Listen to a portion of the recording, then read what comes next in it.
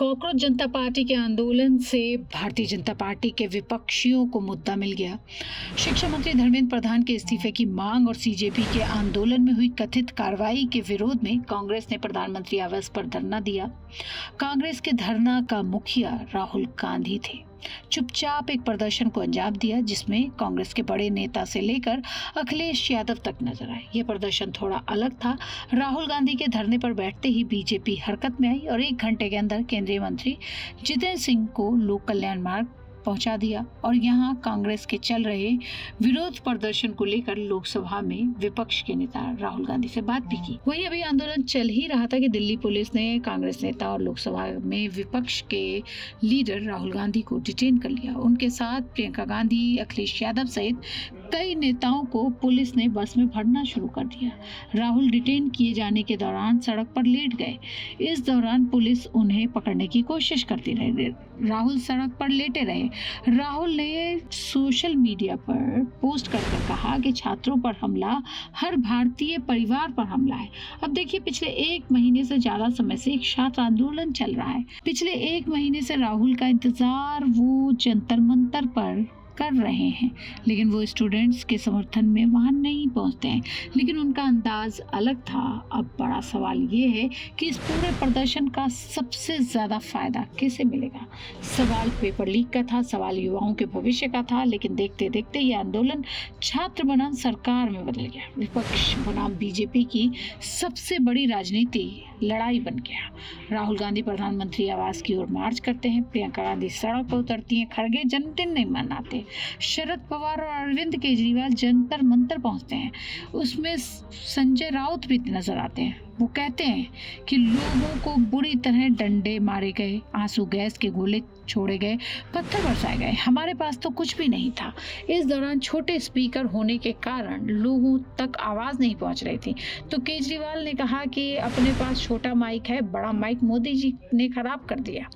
अरविंद केजरीवाल ने आगे कहा कि आप चिंता मत करो, किसी का सिर फोड़ दिया, किसी की टांग तोड़ दी और बहुत सारे लोगों को गिरफ्तार किया। आज सुबह से मैं खुद एक थाने जाकर पता कर रहा हूं कि किस किस थाने में लोग गिरफ्तार किए गए हैं। सुबह से मैं 70-80 लोगों को छुड़वा चुका हूं। मोदी जी कहते हैं ये बच्चे आतंकवादी हैं, ये बच्चे इस देश का भविष्य है। मुझे लगता है अब इस्तीफा धर्मेंद्र प्रधान का नहीं बल्कि नरेंद्र मोदी का मांगना चाहिए।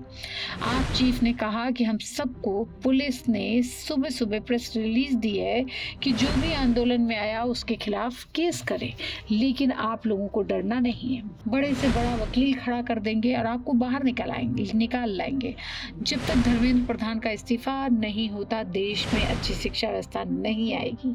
यह आंदोलन जारी रहेगा। केजरीवाल ने इस दौरान प्रदर्शनकारियों के लिए एक नंबर भी जारी कर दिया और उन्होंने कहा कि अगर आपका कोई साथी गिरफ्तार हुआ है, उसे कानूनी मदद चाहिए तो इस नंबर पर संपर्क कीजिए। और पूरा विपक्ष एक सुर में सरकार से इस्तीफे की मांग करने लगता है। तो क्या सीजेपी का आंदोलन विपक्ष ने हाईजैक कर लिया या फिर विपक्ष सिर्फ छात्रों की आवाज बनकर सामने आया है? नमस्कार, मैं हूँ पूजा मेहरोत्रा और आप देख रहे हैं आज तक डिजिटल। पेपर लीक और कथित परीक्षा घोटाले के खिलाफ शुरू हुआ सीजेपी का आंदोलन अब सिर्फ छात्र आंदोलन नहीं रह गया। संसद से लेकर प्रधानमंत्री आवास तक विपक्ष ने इसे सरकार के खिलाफ सबसे बड़े राजनीतिक मुद्दे में बदलने की कोशिश शुरू कर दी है। विपक्ष ने कैसे बदली लड़ाई? अगले ही दिन कांग्रेस ने सीधे प्रधानमंत्री आवास तक मार्च का ऐलान किया, लेकिन ये बहुत गुपचुप था। अचानक ही संसद खत्म होते ही कांग्रेस वाले खड़गे साहब के यहाँ पहुंचे और उसके बाद वो पीएमओ तक पहुंच गए, पीएम आवास तक पहुंच गए। मार्च की अगुवाई राहुल गांधी, प्रियंका गांधी और कांग्रेस अध्यक्ष मल्लिकार्जुन खड़गे ने की। प्रधानमंत्री आवास के बाहर कांग्रेस नेताओं ने अपने हाथों पर प्लास्टिक बैंड बांधे। ये अलग तरीके का प्रदर्शन था। हाथ पीछे बांधकर प्रदर्शन करना शुरू किया ताकि ये संदेश जा सके कि लोकतंत्र की आवाज को बांधा जा सकता है। राहुल गांधी ने कहा, प्रधानमंत्री जवाब दें और गृह मंत्री अमित शाह इस्तीफा दें। कांग्रेस ने शिक्षा मंत्री धर्मेंद्र प्रधान के इस्तीफे की भी मांग की। खड़गे, जो अपने जन्मदिन पर आमतौर पर शुभकामनाएं स्वीकार करते हैं, उन्होंने कहा कि आज जश्न नहीं, जवाबदेही मांगने का दिन है। उधर समाजवादी पार्टी, आरजेडी, आम आदमी पार्टी, शरद पवार, चंद्रशेखर आजाद, लगभग पूरा विपक्ष छात्र आंदोलन के समर्थन में खड़ा कर दिया। जो आंदोलन छात्रों ने शुरू किया था, वह विपक्ष के साझा अभियान में बदलता नजर आया।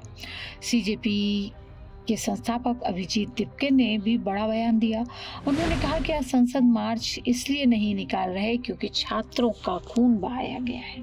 उन्होंने सरकार पर छात्रों के खिलाफ बल प्रयोग का आरोप लगाया, लेकिन अब सबसे बड़ा सवाल यही है कि क्या विपक्ष ने छात्रों की लड़ाई को मजबूती दी या उसे अपने राजनीतिक एजेंडे का हिस्सा बना लिया। क्या यह आंदोलन सरकार को जवाब देने को मजबूर करेगा या फिर आने वाले दिनों में यह सिर्फ सत्ता और विपक्ष की राजनीतिक जंग बनकर रह जाएगा। एक बात जरूर साफ है, जिस आंदोलन की शुरुआत पेपर लीक और युवाओं के भविष्य से हुई थी, वो अब संसद, सड़क और सोशल मीडिया तीनों जगह 2026 की सबसे बड़ी राजनीतिक लड़ाई बन चुका है। ये रिपोर्ट आपको कैसी लगी, हमें जरूर बताएं।